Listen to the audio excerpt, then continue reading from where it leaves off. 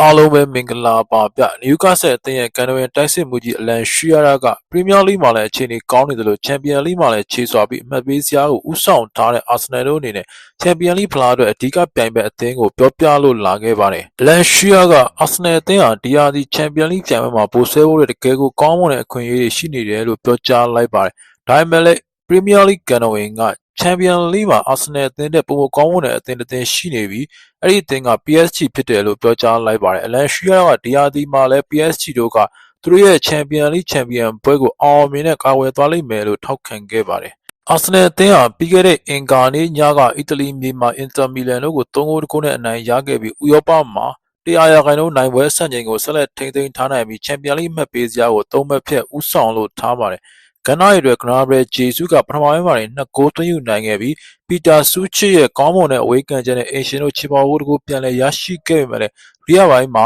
လူစားဝင်လာတဲ့အာဆနယ်တိုက်စစ်မှုယောဂရက်စ်ကတတိယကိုသွင်းယူပေးခဲ့လို့ဧည့်သည်ကန်နာတွေကရှုံးထွက်အဆင့်ကိုအစောဆုံးတက်ရောက်သွားနိုင်ခဲ့ပြီပဲဖြစ်ပါတယ်။ပြည်တွင်းမှတ်ပေးစရာမှာလည်းမြောက်လန်ကလပ်အနေနဲ့အမှတ်ပေးစရာကိုတောက်လျှောက်ဦးဆောင်ထားပြီးအာတီတာဦးဆောင်တဲ့အသင်းဟာပရီးမီးယားလိအမှတ်ပေးစရာမှာဒုတိယနေရာကမန်စီးတီးနဲ့တတိယနေရာကအက်စတွန်ဗီလာတို့ကို9မှတ်ထိဖြတ်ပြီးဦးဆောင်လို့ထားပါတယ်။ဒါပေမဲ့လည်းကန်နာတွေကပြီးခဲ့တဲ့နှစ်တွေတုန်းကလည်းတစ်ချိန်ပြီးတစ်ချိန်စူဖလားနဲ့အနီးစပ်ဆုံးအခြေအနေမှာရှိခဲ့ပေမဲ့ဒုတိယနေရာနဲ့သာ3နှစ်ဆက်တိုက်ကျေနပ်ခဲ့ရပါတယ်။အာဆနယ်တို့အနေနဲ့ပရီးမီးယားလိအောင်မြင်မှုနဲ့22နှစ်ကြာဝေးကွာလို့နေပြီးနောက်ဆုံးအောင်မြင်မှုအနေနဲ့အာစဝင်းကရဲ့ရှုံးမှန်းဖြစ်စံချိန်တင်ခဲ့တဲ့နှစ်ကနောက်ဆုံးအနိုင်ရပိုဆွဲခဲ့တာပဲဖြစ်ပါတယ်။ချန်ပီယံလိမှာလည်း2006နောက်ပိုင်းဘာစီလိုနာတို့ကိုတယောက်ရော့နဲ့နာကျင်ပွဲရှုံးနေမှုကလည်းတမိုင်းချန်ပီယံလိမှာလည်း2006ခုနှစ်ဘာစီလိုနာတို့ကိုတယောက်ရော့နဲ့နာကျင်ပွဲရှုံးနေမှုကလည်းကလပ်အသင်းတမိုင်းတစ်လျှောက်အကောင်းဆုံးအဆုံးသတ်မှုဖြစ်ခဲ့ပြီးအာတီတာအနေနဲ့ဒီယာဒီမှာတော့အာဆနယ်တို့ရဲ့စူဖလားချိန်သာဆိုကိုအဆုံးသက်ရိုက်ချိုးပြဖို့ကြိုးပမ်းလို့နေတာပဲဖြစ်ပါတယ်။ဒါပေမဲ့လည်းမနစ်က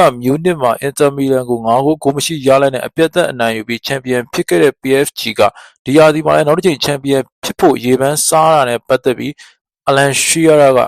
အင်တာနက်ပွဲကစွမ်းဆောင်ရေးကြောင့်အာဆနယ်တို့ကချန်ပီယံလိမှာပိုဆွဲဖို့ကောင်းမွန်တဲ့အခွင့်အရေးရှိနေတယ်ဆိုတာတန်တရားဖြစ်စရာမလိုပါဘူး။ဒါပေမဲ့ပြီးခဲ့တဲ့နှစ်က PSG တို့လုပ်ခဲ့တာတွေသူတို့ပိုင်ဆိုင်ထားတဲ့နီးပြရဲ့ကစားသမားတွေရဲ့အရေးအသွေးတွေကြောင့်ကျွန်တော်ကတော့ဒီယာဒီကလည်း PSG တို့ရဲ့ယာဒီဖြစ်သွားလိမ့်မယ်လို့ထင်ပါတယ်။ဒါပေမဲ့လည်း PSG ပြင်းတော့အာဆနယ်ကချန်ပီယံဖြစ်ဖို့အခြေအနေအကောင်းဆုံးပါပဲ။ချန်ပီယံလိဘောလူပွဲကိုဘယ်အသင်းတွေတက်ရောက်နိုင်လဲလို့မေးမြန်းခဲ့ရမှာအလန်ရှီယာကကျွန်တော်ကတော့ PSG နဲ့အာဆနယ်လို့ထင်ပါတယ်။ဒါပေမဲ့ PSG တို့ကအာဆနယ်တို့ကိုအလဲထိုးသွားအောင်မှာပါ။ပြီးခဲ့တဲ့နှစ်ကဂိုးရလက်မျိုးတော့ပြန်ရတော့မယ်မထင်ပါဘူး။အရင်နှစ်ကတည်းကခက်ခဲတဲ့အခြေအနေနဲ့တော့ PSG တို့ရင်ဆိုင်ရနိုင်ပါတယ်။အာဆနယ်တို့လက်ရှိပြသနေတဲ့ချန်ပီယံလိခြေစွမ်းနဲ့ယုံကြည်ချက်တွေကသူတို့ကိုဘောလုံးပွဲကိုပို့ဆောင်ပေးနိုင်လိမ့်မယ်လို့ကျွန်တော်ထင်ပါတယ်။ပြီးခဲ့တဲ့လအနည်းငယ်ကဒဏ်ရာရကစားသမားတွေများပြားခဲ့သလိုပေါ်ထွက်လူစင်အပြောင်းလဲချို့ရှိခဲ့ပေမဲ့အင်တာလိုအသင်းကိုဒီလိုရလနဲ့အနိုင်ယူနိုင်စွမ်းရှိတဲ့အသင်းအဖြစ်ပြန်လာနိုင်ခဲ့တာကသူတို့ကိုချီးကျူးရမှာပါ။ဒါတွေကရှေ့မှာကြုံရမယ့်အခက်ခဲတဲ့အခိုက်အတန့်တွေအတွက်သူတို့ကိုအကူအညီဖြစ်စေမှာကျင်းသေးပါတယ်။ကျွန်တော်ကတော့လက်ရှိခြေစမ်းရဒီယာဒီချန်ပီယံလိအတွက် PSG နဲ့အာဆနယ်ကိုရေပန်းစားသုံးအသင်းတွေဖြစ်သတ်မှတ်ချင်ပါတယ်လို့ပြောကြားခဲ့ပါတယ်။လက်ရှိရဲ့မှတ်ချက်ပေါ်မိတ်ဆွေတို့ရဲ့အမြင်လေးတွေရှိရင်လည်းမျှဝေပေးပါဦး။